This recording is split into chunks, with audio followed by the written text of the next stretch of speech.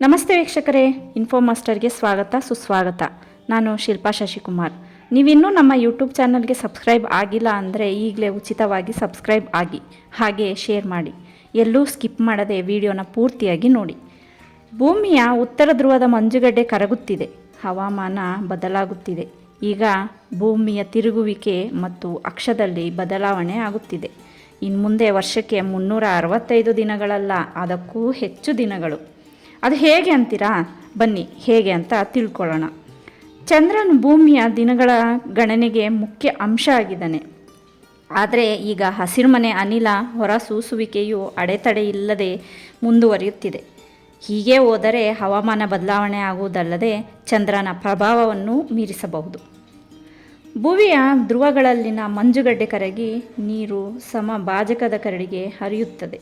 ಅದು ಭೂಗ್ರಹದ ದ್ರವ್ಯರಾಶಿಯ ವಿತರಣೆಯನ್ನು ಬದಲಾಯಿಸುತ್ತದೆ ಮತ್ತು ಭೂಗ್ರಹದ ತಿರುಗುವಿಕೆಯನ್ನು ನಿಧಾನಗೊಳಿಸುತ್ತದೆ.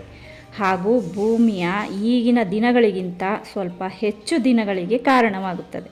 ದ್ರವ್ಯರಾಶಿಯು ಭೂಮಿಯ ಅಕ್ಷದಿಂದ ದೂರ ಹೋದಂತೆ ಅದು ಜಡತ್ವವನ್ನು ಹೆಚ್ಚಿಸುತ್ತದೆ ಮತ್ತು ತಿರುಗುವಿಕೆಯನ್ನು ನಿಧಾನಗೊಳಿಸುತ್ತದೆ. ಹವಾಮಾನ ಬದಲಾವಣೆಯು ಭೂಗ್ರಹದ ಆಳದಲ್ಲಿನ ಡೈನಮಿಕ್ಸ್ನ ಮೇಲೆ ಪರಿಣಾಮ ಬೀರಬಹುದು. ಜನಸಾಮಾನ್ಯರ ಮತ್ತು ಭೂಮಿಯ ಜೀವಿಗಳ ದೈನಂದಿನ ಜೀವನದಲ್ಲಿ ಅಂತಹ ವ್ಯತಿರಿಕ್ತ ಪರಿಣಾಮವಿರದಿದ್ದರೂ ಬಾಹ್ಯಾಕಾಶ ಸಂಚರಣೆಗೆ ಪರಿಣಾಮಗಳನ್ನು ಬೀರುತ್ತದೆ. ಭೂಮಿಯ ಪರಿಭ್ರಮಣೆಯಲ್ಲಿನ ಸಣ್ಣ ವಿಚಲನಗಳು ಸಹ ವಿಶಾಲ ದೂರದಲ್ಲಿ ದೊಡ್ಡ ದೋಷಗಳಿಗೆ ಕಾರಣವಾಗಬಹುದು. ಬಾಹ್ಯಾಕಾಶದಲ್ಲಿ ಇತರ ಗ್ರಹಗಳು ಮತ್ತು ಸ್ಥಳಗಳ ಮೇಲೆ ನಿಖರವಾದ ಇಳಿಯುವಿಕೆಗೆ ಭೂಮಿಯ ಈ ಬದಲಾವಣೆಯ ಲೆಕ್ಕವು ನಿರ್ಣಾಯಕವಾಗುತ್ತದೆ.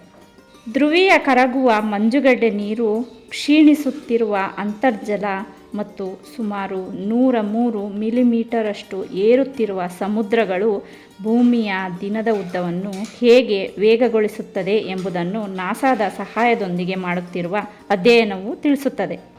ಕಳೆದ 120 ವರ್ಷಗಳಲ್ಲಿ ಭೂಮಿಯ ಅಕ್ಷವು ಸುಮಾರು 30 ಅಡಿಗಳು ಅಂದರೆ 10 ಮೀಟರ್ಗಳಷ್ಟು ವಕ್ರವಾಗಿದೆ.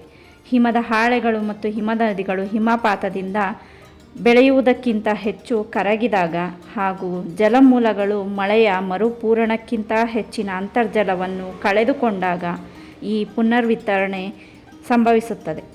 ದ್ರವ್ಯರಾಶಿಯಲ್ಲಿನ ಈ ಪರಿಣಾಮದಿಂದ ಉಂಟಾಗುವ ಪಲ್ಲಟಗಳು ಭೂಗ್ರಹವು ತಿರುಗುತ್ತಿರುವಾಗ ಅಲುಗಾಡುವಂತೆ ಮಾಡುತ್ತದೆ ಮತ್ತು ಅದರ ಅಕ್ಷವು ಸ್ಥಳವನ್ನು ಬದಲಾಯಿಸುತ್ತದೆ.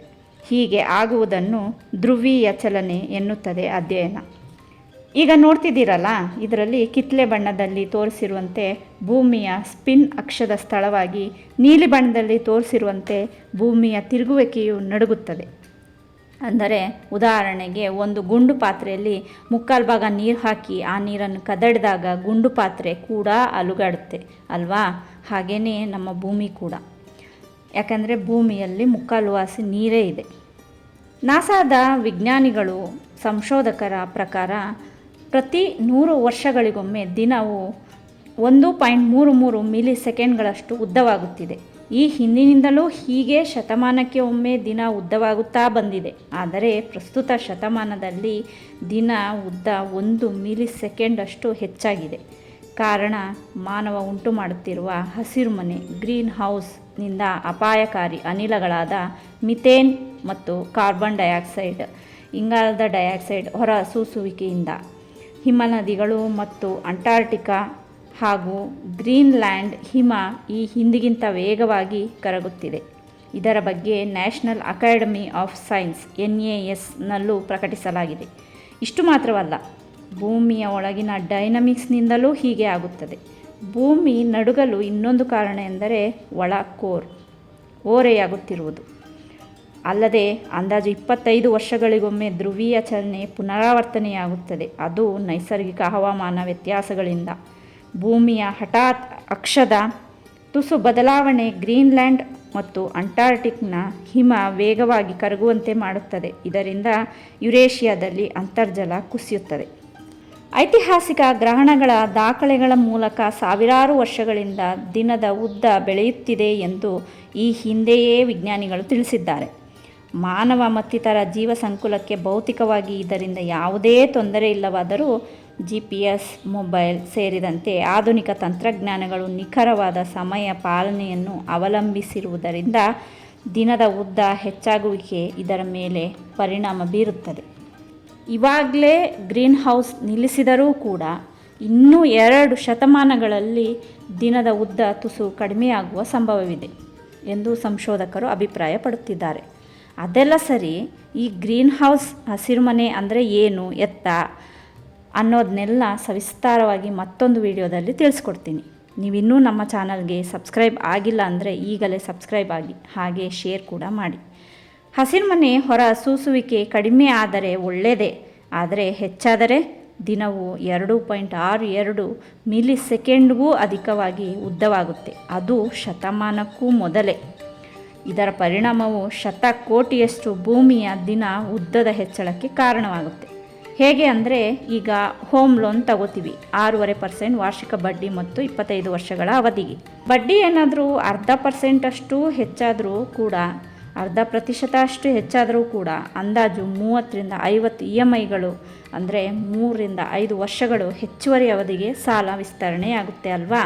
ಹಾಗೆಯೇ ನೈಸರ್ಗಿಕವಾಗಿ ಚಂದ್ರನ ಉಬ್ಬು ತಗ್ಗುಗಳ ಕಾರಣದಿಂದ ಆಗಬೇಕಿದ್ದ ಹವಾಮಾನ ಬದಲಾವಣೆ ವ್ಯವಸ್ಥೆಯನ್ನು ಮನುಷ್ಯ ಹೇಗೆ ತನ್ನ ಹಿಡಿತಕ್ಕೆ ತಗೊಂಡಿದ್ದಾನೆ ಅಂದರೆ, ನಾವು ಮನುಷ್ಯರು ಕೇವಲ 100 ವರ್ಷಗಳಲ್ಲೇ ಹವಾಮಾನ ವ್ಯವಸ್ಥೆಯನ್ನು ಎಂತಹ ಮಟ್ಟಕ್ಕೆ ಬದಲಾಯಿಸಿದ್ದೀವಿ ಅಂದರೆ, ನಮಗೆ ಆಶ್ರಯ ನೀಡಿದ ಭೂಮಿಯ ತಿರುಗುವ ಗತಿಯನ್ನೇ ಬದಲಿಸಿದ್ದೇವೆ. 2017ರ ಉಪಗ್ರಹ ತೆಗೆದಿರುವ ಈ ಚಿತ್ರದಲ್ಲಿ ಕೆನಡಾದ ಮಿಕಂಜಿ ನದಿಯ ಕೆಸರು ಹಾಲಿನ ಸುಳಿಯಲ್ಲಿ ಬ್ಯೂಫೋರ್ಟ್ ಸಮುದ್ರಕ್ಕೆ ಆರ್ಟಿಕ್ ಮಹಾಸಾಗರದ ಈ ಭಾಗದಲ್ಲಿ ನದಿಯ ವಿಸರ್ಜನೆಯು ಇಂಗಾಲದ ಡೈಆಕ್ಸೈಡ್, ಕಾರ್ಬನ್ ಡೈಆಕ್ಸೈಡ್ ಹೊರ ಸೂಸುವಿಕೆಯನ್ನು ಹೇಗೆ ನಡೆಸುತ್ತದೆ ಅಂತ ವಿಜ್ಞಾನಿಗಳು ಇನ್ನೂ ಅಧ್ಯಯನ ಮಾಡ್ತಿದ್ದಾರೆ. ಮಾನವ ಚಟುವಟಿಕೆಗಳು ಮೂಲಭೂತ ಗ್ರಹಗಳ ಪ್ರಕ್ರಿಯೆಗಳನ್ನು ಹೇಗೆ ಬದಲಿಸುತ್ತಿವೆ ಎಂಬುದನ್ನು ನಾಸಾ ಮಾಡಿಸುತ್ತಿರುವ ಸಂಶೋಧನೆಗಳು ಸೂಚಿಸುತ್ತಿವೆ. ನಮ್ಮ ಭೂಮಿಯ ಭವಿಷ್ಯಕ್ಕಾಗಿ ನಮ್ಮ ಮೇಲಿನ ಬಹುದೊಡ್ಡ ಜವಾಬ್ದಾರಿಯನ್ನು ಎತ್ತಿ ತೋರಿಸುತ್ತಿದೆ ನಮ್ಮ ಭೂಮಿಯ ಬದಲಾಗುತ್ತಿರುವ ಅಕ್ಷ ಮತ್ತು ನಿಧಾನವಾಗುತ್ತಿರುವ ತಿರುಗುವಿಕೆ. ಹಾಗಾಗಿ ಇನ್ನು ಮುಂದೆ 1 ವರ್ಷಕ್ಕೆ ಭೂಮಿಯ ದಿನಗಳು 365 ಅಲ್ಲ, ಅದಕ್ಕಿಂತ ಹೆಚ್ಚಾಗುತ್ತದೆ. ಸರ್ವೇ ಜನಾಃ ಸುಖಿನೋ ಭವಂತು, ಸರ್ವ ಸನ್ಮಂಗಳಾನಿ ಭವಂತು. ನಮ್ಮ ಜವಾಬ್ದಾರಿಯನ್ನು ನಾವು ತಪ್ಪದೇ ನಿಭಾಯಿಸೋಣ.